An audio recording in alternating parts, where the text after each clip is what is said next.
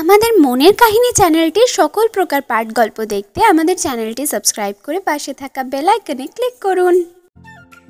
বাবা, মা, তোমরা কি শুরু করেছো? আমার রুমে অন্য কেউ থাকবে মানে? প্রচণ্ড রেগে মিষ্টি কথাগুলো বলে। হ্যাঁ, আজ আমার বড় আপার ছেলে আসবে ঢাকা থেকে। ও তোর রুমে কিছুদিন থাকবে। আমার রুমে কেন? গেস্ট রুমে থাকলে কি প্রবলেম? আরে গেস্ট রুমটা অনেক ছোট, তাই ও তোর রুমে থাকবে। তুই কিছুদিন গেস্ট রুমে থাকবি। আমি আমার রুমে কাউকে থাকতে দিব না। থাটিয়ে মারবো এক চর। বেয়াদব মেয়ে, চুপচাপ তোর জিনিস নিয়ে গেস্ট রুমে চলে যা। মিষ্টি তার বাবার দিকে অসহায়ভাবে তাকায়। ও ভেবেছিল বাবা ওকে হেল্প করবে, বাট মিষ্টির বাবা অসম্ভব ভয় পান নিজের স্ত্রীকে। তিনিও কিছু না বলে চুপচাপ দাঁড়িয়ে থাকেন। কি হলো, কথা কানে যাচ্ছে না? মিষ্টি আর কোনো কথা না বলে নিজের জিনিসপত্রগুলো গেস্ট রুমে রেখে ফোন নিয়ে ইতিকে কল দেয়। ডাইনি, কোথায় তুই? এই তো রিহানের সাথে রেস্টুরেন্ট এসেছি। তুই বল, কি খবর? আর আজকে ভার্সিটিতে কেন এলি না? এমনি ভালো লাগছিল না। তুই আসিসনি? তোর মজনু তো তোকে খুঁজতে খুঁজতে হয়রান। বাদ দে তো আজাইরা, কতবার না করেছি, তবুও পিছনে পিছনে ঘুরবে। রাজি হয়ে গেলেও তো পারিস, দেখতে খারাপ না কিন্তু। বাদ দে তো, এসব প্রেম ট্রেম ভালো লাগে না। বাই দ্য ওয়ে, তুই 10 মিনিটের মধ্যে পার্কে আসবি, না হলে কিন্তু তোর খবর আছে। কিন্তু রিহান। ও, এখন ও তোর কাছে আমার চেয়ে বড় হয়ে গেল, তাই না? আচ্ছা থাক। আরে রাগ করিস না, আমি আসছি। মিষ্টির জামা কাপড় চেঞ্জ করে বেরিয়ে পড়ে। ও, এতক্ষণে তো পরিচয়ই দিলাম না। ও মাইশা রহমান মিষ্টি। দেখতে অসম্ভব সুন্দরী, ফর্সা চেহারা, টানা টানা চোখ, চিকন ভ্রু, মাথায় একগুচ্ছ সিল্কি চুল, সব মিলিয়ে ছেলেদের ক্রাশ যাকে বলে। বাবা মায়ের 2 মাত্র সন্তান। ওর একটা ছোট ভাই আছে, তার নাম মাহিন। ওর বয়স 8 বছর। বাবা মা আর ওরা 2 ভাই বোন মিলে ওদের ফ্যামিলি। মিষ্টি কখনো ওর খালাতো ভাইকে দেখেনি। খালা অনেকবার এসেছেন, কিন্তু তার ছেলে একবারও আসেনি। যাক, পরিচয় দিতে দিতে মিষ্টি পার্কে চলে আসে। ইতি আগেই বসা ছিল। মিষ্টি গিয়ে ওর পাশে বসে পড়ে।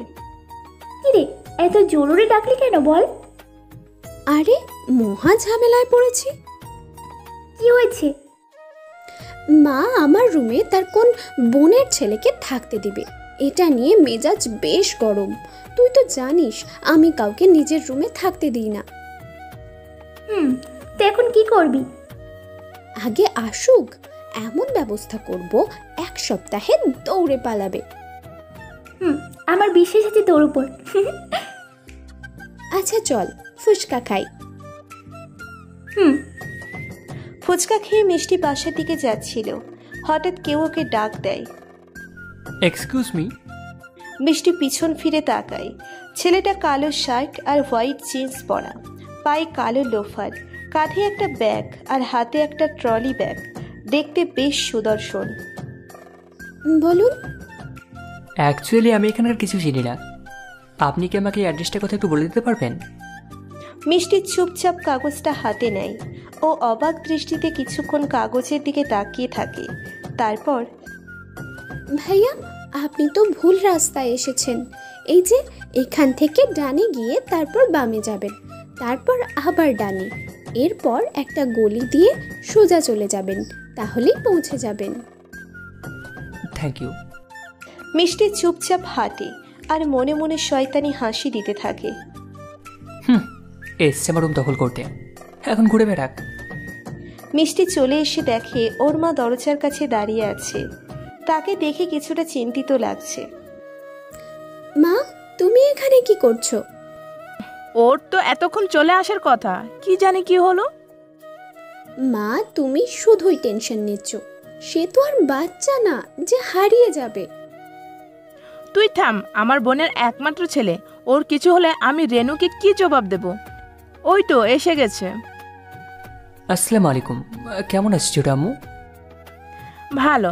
দীপ বাবা, তোর আসতে এত লেট হলো কেন? আরে ছোট আম্মু, একটা ফাজিল মেয়ে আমাকে ভুল ঠিকানা বলেছিল।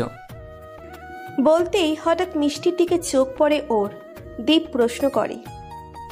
ছোট আম্মু, এটা কে? এটা তো আমার মেয়ে মিষ্টি। ও, দীপ একটা রাগী লোক নিয়ে দেখতে থাকে ওকে। আচ্ছা বাবা, ভিতরে চল, বেশ ঘেমে গেছিস। হুম, চলো।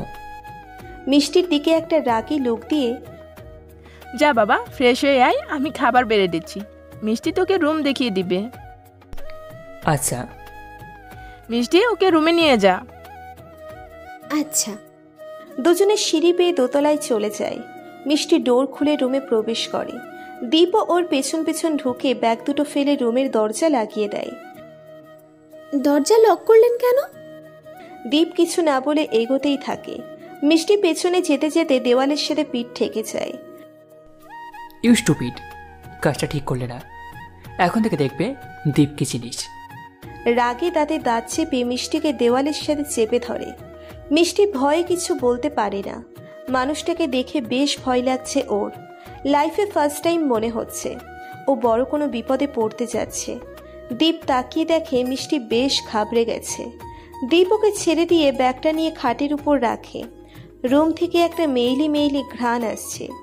দীপ পারফিউম বের করে পুরো ঘরে ছিটিয়ে দেয়। এদিকে মিষ্টি এখনো শকড হয়ে দাঁড়িয়ে আছে। এক্সকিউজ মি, আমি কি তোমার সামনে রেসেস করব? মিষ্টির হুঁশ ফিরে এলেও ও দৌড়ে রুম থেকে চলে যায়। আর দীপ ফ্রেশ হতে চলে যায়। হারামি বজ্জাত গুন্ডা ব্যাটা, ভেবেছিলাম খালার ছেলে, হয়তো কোনো হ্যাবলা হবে, কিন্তু নিজেই ফেসে গেলাম। তুই এই মিষ্টিকে চ্যালেঞ্জ দিয়েছিস, দাঁড়া দেখাচ্ছি মজা। বলেই মিষ্টি নিচতলায় কিচেনে চলে যায়। মা, এই শরবত কার জন্য? এটা দীপের জন্য। আইডিয়া, মিস্টার দীপ, আজ তোমাকে মিষ্টির স্পেশাল লঙ্কার শরবত খাওয়াবো। মিষ্টি একটা শয়তানি হাসি দিয়ে বেশ কতখানি মরিচের গুঁড়া শরবতে ঢেলে দেয়। তারপর ভালোভাবে নাড়িয়ে রেখে দিয়ে চুপচাপ টেবিলে গিয়ে বসে পড়ে। মিস্টার দীপ, এটা খেয়ে বুঝবে মজা। এখন তাড়াতাড়ি এসে পড়ো, তোমাকে এটা খেতে দেখে আমার আর তর সইছে না। দীপ ফ্রেশ হয়ে একটা হোয়াইট টি শার্ট আর একটা কালো প্যান্ট পরে নিচে খেতে চলে যায়। আয় বাবা, তোর পছন্দের বিরিয়ানি রান্না করেছি। রেনু আপা বলো তোর খুব প্রিয়। ধন্যবাদ ছোট আম্মু। আরে আম্মু, তুমি ভাইয়াকে শরবত কেন দিচ্ছ না? তুমি না বানিয়ে রাখলে? আমি শরবত খাবো না। কি? আম্মু এত কষ্ট করে বানালো আর আপনি খাবেন না? ও নিশ্চয় কোনো দুষ্টুমি প্ল্যান করছে। দীপের সাথে পাঙ্গা, দেখাচ্ছি মজা। ঠিকই তো, ছোট আম্মু তো কষ্ট করে বানালো, এভাবে অপচয় করা যায় না। তার চেয়ে বরং তুমি খেয়ে নাও। হ্যাঁ মা, ওর খেতে ইচ্ছে হচ্ছে না, তুই খেয়ে নে। আমি খাবো না। কেন খাবি না? তুই তো বললে আমি এত কষ্ট করে বানিয়েছি, এখন তাড়াতাড়ি খেয়ে নে, না হলে কিন্তু খবর আছে। মিষ্টি ওর আম্মুকে বড্ড ভয় পায়। ও জানে শরবতে ঝাল মেশানো আছে, আর না খেয়েও উপায় নেই। কি হলো, খাস না কেন? মিষ্টি অসহায় চোখে তাকিয়ে খেতে শুরু করে। জিভে লাগতেই পুড়িয়ে ওঠে। ও কোনো মতে অর্ধেকটা শেষ করেই বেসিনের দিকে দৌড়ে যায়। আরে ওর কি হলো, এভাবে দৌড়ে গেল কেন? বাদ দে ওর কথা, ও এমনই, বড় হয়েছে বাট বাচ্চাদের মতো দুষ্টমি করবে। আচ্ছা তুই এখন কি করছিস বাবা? বাবার কোম্পানি দেখাশোনা করছি, এখানে একটা ব্রাঞ্চ খুলবো, তাই এখানে আসা। আচ্ছা খেয়ে নে, খাওয়া শুরু কর। ওয়াও ছোট আম্মু, তোমার খাবারের জবাব নেই, সত্যি অসাধারণ। নে বাবা, আরও নে। আরে পেট ভরে গেছে, আর না প্লিজ। নে, শুধু এইটুকু? অন্যদিকে মিষ্টি বেসিনের সামনে দাঁড়িয়ে আছে। মুখে এখনো আগুন জ্বলছে। ওর প্ল্যান ওকেই ব্যাকফেয়ার করবে এটাও ভাবতেই পারেনি। ও দাঁড়িয়ে দাঁড়িয়ে দ্বীপের 14 কুষ্টি উদ্ধার করতে থাকে। হারামি ব্যাটা, তোর জন্য আজকে আমার মুখের এই অবস্থা। আমি ছাড়বো না তোকে, আই প্রমিস। দুপুরে দ্বীপ খেয়ে রেস্ট নিয়ে ছাদে চলে যায়। মিষ্টি ভাবে এটাই সুযোগ, দ্বীপের জিনিসপত্রের মাঝে ওকে শায়েস্তা করার খুঁজে পাওয়া যেতে পারে। এটা ভেবে মিষ্টি রুমে গিয়ে দ্বীপের ব্যাগে খুঁজতে থাকে, কিন্তু জামা কাপড়, পাসপোর্ট, কিছু বই, ওগুলো ছাড়া কিছুই পায় না। হঠাৎ ওর চোখ যায় টেবিলে রাখা ডায়েরিটার দিকে। মিষ্টি টেবিলের কাছে যেতেই কেউ এসে ওর হাত টেনে ধরে।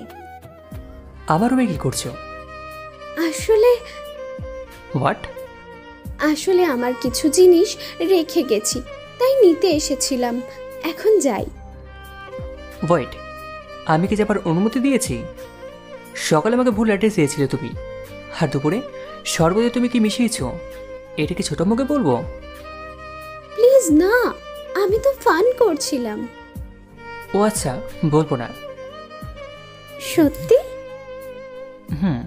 ওয়াশরুমে আমি দুটো শার্ট রেখে এসেছি, ওগুলো ধুয়ে দাও, তাহলে বলবো না।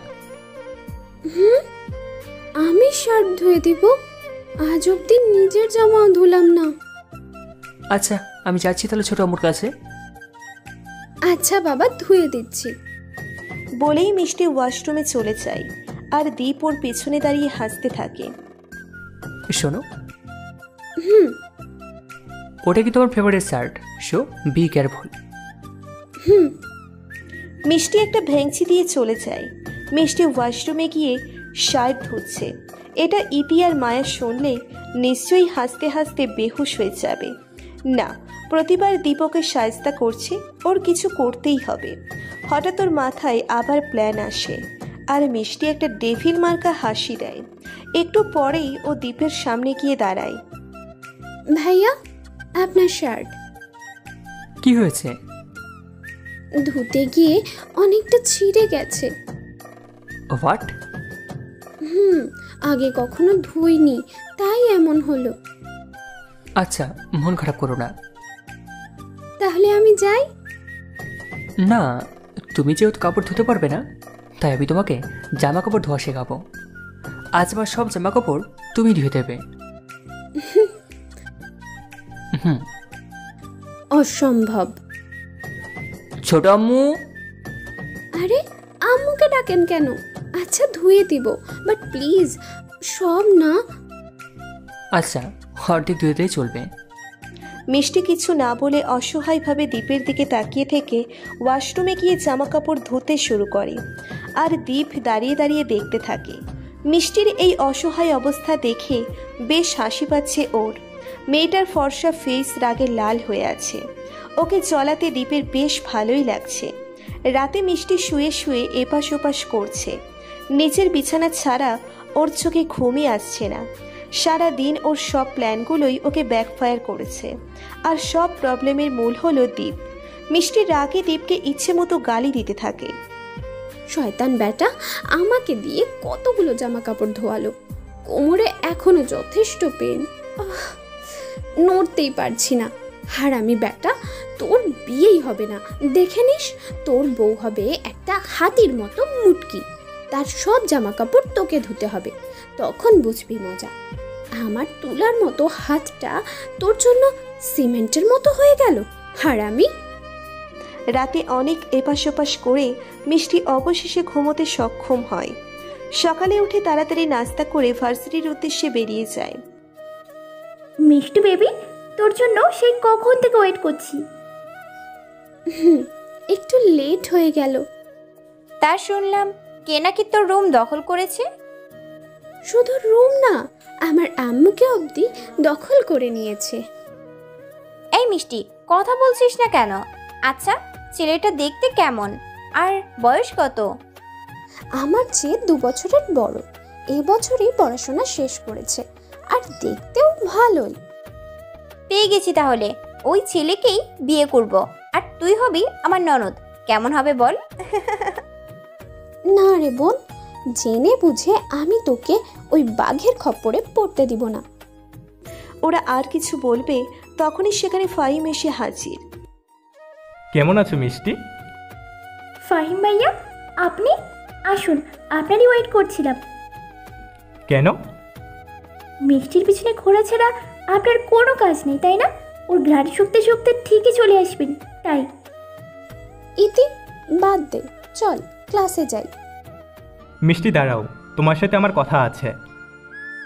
এ কি করছেন? আমার হাত ছাড়ুন, সবাই দেখছে, প্লিজ। না, তোমাকে আমার প্রপোজালে সাড়া দিতেই হবে, প্লিজ। মিষ্টি আর নিজেকে কন্ট্রোল করতে পারে না। রাগে ঠাস করে একটা চর মারে ওর গালে। কি শুরু করেছেন? আমাকে অল টাইম জ্বালিয়ে বেড়ান। আমি কতবার বলেছি আই ডোন্ট লাভ ইউ, তারপরও প্রতিদিন এভাবে ডিস্টার্ব করেন। আমিও তো একটা মানুষ, আর আমারও সহ্যের লিমিট আছে, তাই না? আপনি সিনিয়র, তাই এতদিন কিছু বলিনি, বাট আজকে আপনি লিমিট ক্রস করে ফেলেছেন। এসব বলে মিষ্টি হাঁটা দেয়। মিষ্টি জানে ফাহিমের চরিত্র ভালো না। ও আগেও অনেক মেয়ের সাথে এভাবে প্রেমের অভিনয় করেছে, তাই মিষ্টি এমনটা করলো।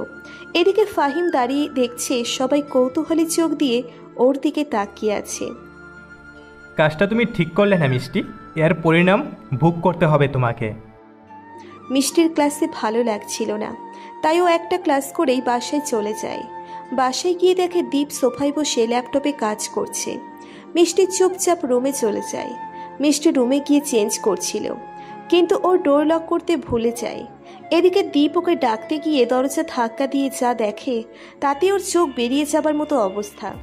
মিষ্টির সারা শরীরে কিচ্ছু নেই। দীপ একটা ঘোরের মধ্যে চলে যায়। হঠাৎই মিষ্টি ড্রেস চেঞ্জ করে ঘুরতেই ওকে দেখতে পেয়ে চিৎকার দেয়। দীপ ওর চিৎকার শুনে রুমে ঢুকে ওর মুখ চেপে ধরে। চিৎকার করছো কেন? আর এসব চেঞ্জ করাটাকে ডোর লক করতে পারো না? দীপ ওর মুখ দিয়ে হাত সরিয়ে নিলে মিষ্টি বলতে শুরু করে। একটা মেয়ের রুমে ঢুকতে পারমিশন লাগে, জানেন না? ফ্রিতে সব দেখে নিলেন। তোমার এসব দেখার শখ আমার নেই। ছোট মু ডাকছিল, তাই রুমে ডাকতে আসলাম। তো রুমে নক করতে পারলেন না? দীপ রাগে ওকে দুই হাত দিয়ে দেওয়ালের সাথে চেপে ধরে, আর ওর ঠোঁট মিষ্টির ঠোঁটের কাছে নিয়ে বলে, হাউ ডেয়ার ইউ! আমার সাথে জোরে কথা বলার সাহস হলো কিভাবে? I hate shouting, you get it? মিষ্টি কিছু বলতে পারে না। দীপের নিঃশ্বাস ওর গালে পড়ছে। ও চুপসে গিয়ে দাঁড়িয়ে আছে। দীপের লাল চোখ দেখে কিছু বলার সাহস হয় না ওর। দীপ হাত দিয়ে মিষ্টির ফেসে আসা চুলগুলো সরিয়ে দেয়। ওরা আরও কাছাকাছি চলে আসে। দীপের ঠোঁট মিষ্টির ঠোঁটের খুব কাছে। মিষ্টি ভয়ে চোখ অফ করে ফেলে। হঠাৎ দীপ মিষ্টিকে ছেড়ে দিয়ে চুপচাপ রুম থেকে বেরিয়ে যায়। মিষ্টি চোখ খুলে বেশ অবাক। রুমে কেউ নেই। যাক, বাঁচা গেল। দীপ যখন ওর কাছে এসেছিল ভয়ে হার্ট বেরিয়ে যাবার উপক্রম হয়েছিল। বেশ ভয় পেয়ে গিয়েছিল ও। এই প্রথম কোনো ছেলে ওর এত কাছাকাছি এসেছে। উনি যখন আমার কাছে আসে ভয়ে হাড়টা বেরিয়ে যাবার উপক্রম হয়েছিল। মুখটা আরেকটু বড় হলে হয়তো মুখ দিয়ে বেরিয়ে যেত।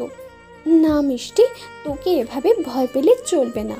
ওই ছেলেকে দেখিয়ে দিতে হবে মিষ্টি কাউকে ভয় পায় না। মিষ্টি কিছুক্ষণ রুমে বসেছিল।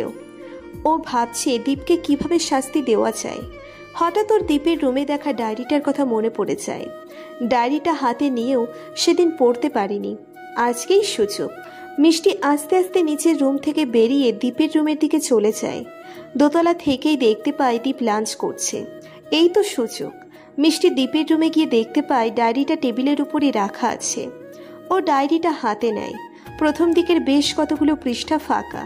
এরপর একটা পৃষ্ঠায় লেখা, অদ্ভুত মায়া আছে ওই হরিণীর মতো চোখ দুটোতে, যেন নিয়ে যায় আমাকে অন্য মায়াপুরীতে।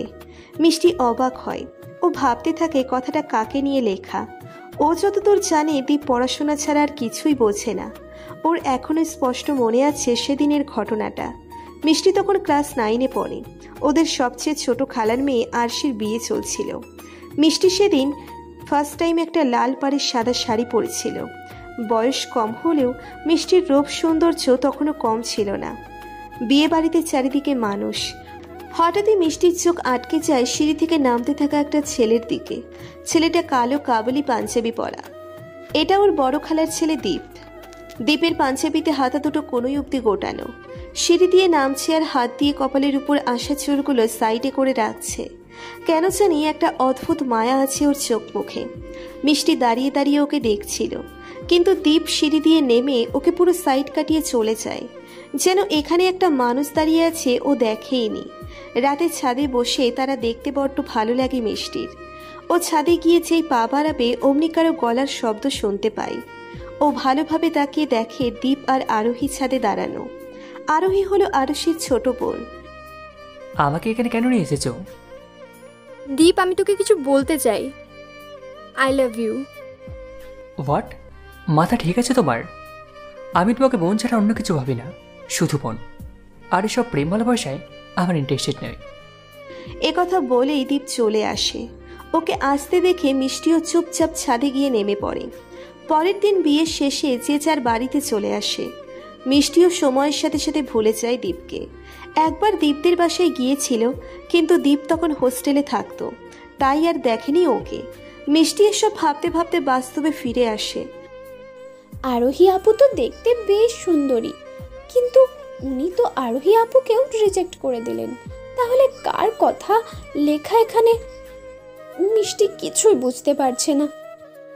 মিষ্টি এসব ভাবছে, হঠাৎ টের পেল মা ওকে ডাকছে। তাই ও ডায়েরিটা টেবিলের উপর রেখে চুপচাপ নিচে চলে যায়।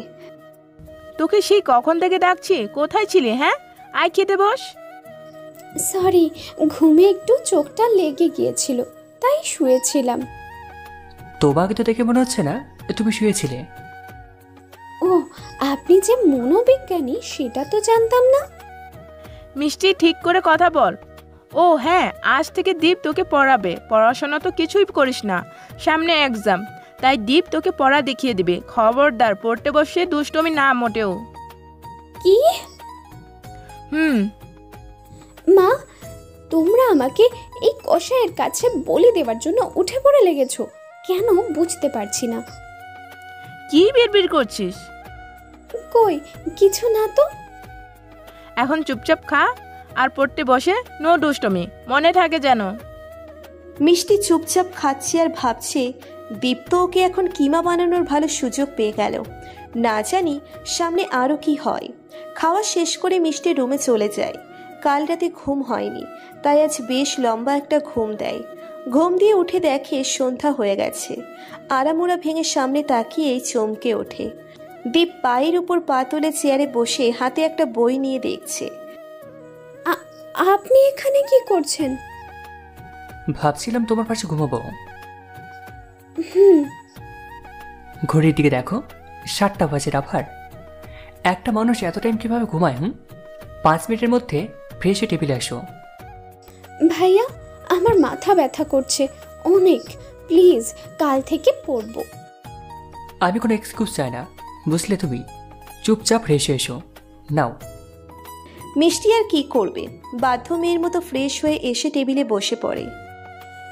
আচ্ছা ভাইয়া, একটা কথা বলি? নো, চুপচাপ পড়ো। প্লিজ, জাস্ট একটা। বলো। আপনার গার্লফ্রেন্ড আছে? সেট আপ, চুপচাপ পড়ো। প্লিজ বলুন না। না, নেই। এখন চুপচাপ পড়বে, আর কোনো কথা নেই। 10 মিনিট পর আমি পরে জিজ্ঞাসা করব। মিষ্টি আর কিছু বলে না। দীপের যেই রাগ, পড়া না পাইলে হয়তো জানালা দিয়ে নিয়ে বাহিরে ফেলে দিবে, তাই ও বাধ্য মেয়ের মতো পড়তে লাগলো। এভাবে 6 থেকে 7 দিন কেটে যায়। দুজনে এখন আরও একে অন্যের পিছনে লেগেই আছে। দীপ বাহিরে গিয়েছিল। মিষ্টি ওর রুমে গিয়ে ডায়েরিটা হাতে নেয়। কয়েক পৃষ্ঠা ওর কিছু লেখা দেখতে পায়। এটা ছিল একটা গান। মিষ্টি ডায়েরিটা রেখে দেয়। দীপ তো বলল ওর কোনো গার্লফ্রেন্ড নেই, তবে কার কথা এভাবে যত্ন করে লিখে রেখেছে মিষ্টি কিছুই বুঝতে পারছে না। হ্যালো বন্ধুরা, ভিডিওর পরের পার্ট খুব তাড়াতাড়ি আসবে, তো সবাই অপেক্ষায় থাকো। আর যারা এখনও চ্যানেলটি সাবস্ক্রাইব করনি তারা পরের পার্টটা দেখার জন্য সাবস্ক্রাইব করে দিও। ধন্যবাদ সবাইকে, আমাদের সাথেই থেকো।